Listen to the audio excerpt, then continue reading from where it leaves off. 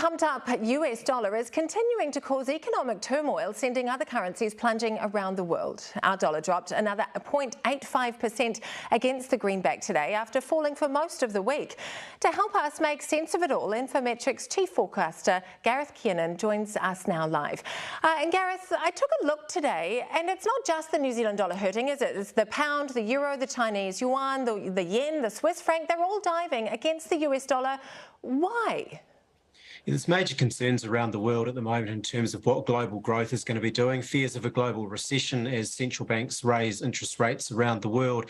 And normally we'd see that feeding into strength in not just the US dollar, but also the other safe haven currencies of the euro and the Japanese yen. But at the moment, investors are looking at the euro and they're concerned about high energy prices and the conflict in the Ukraine affecting those European economies.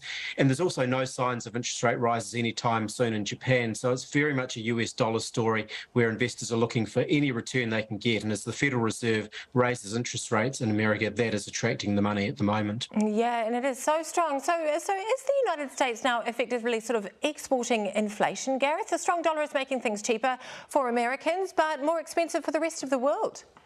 Yeah, America is not typically as reliant on exporting or importing as we are here in New Zealand. So the effect of the exchange rate movement for Americans will not be as great as we might expect here in New Zealand. But certainly for other countries around the world, so much stuff is priced in US dollars. And if you see your currency falling as it has done for the New Zealand dollar, now for almost a year, we're down more than 20% from where we were in October last year. And that is going to feed through into higher prices for the stuff that we import and also the stuff that we export. So we're talking food, electronics, furniture, basically anything that can come in or through the border is going to be going up in price. Yeah, it's extraordinary. And what can we do about it, Gareth? Hike the OCR again?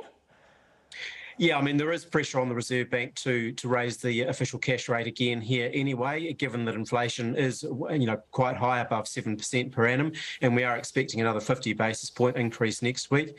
The difficulty, I think, for our central bank, of course, is that the Federal Reserve is raising interest rates even faster than we are here, so could be fighting something of a losing battle. And so I think over the next 6 to 12 months, we may struggle to see a bit of a floor in the currency, and there could still be some downward pressure to come through from here yet. It is so interesting. Gareth Kiernan, thank you so much for joining us here on 8 o'clock.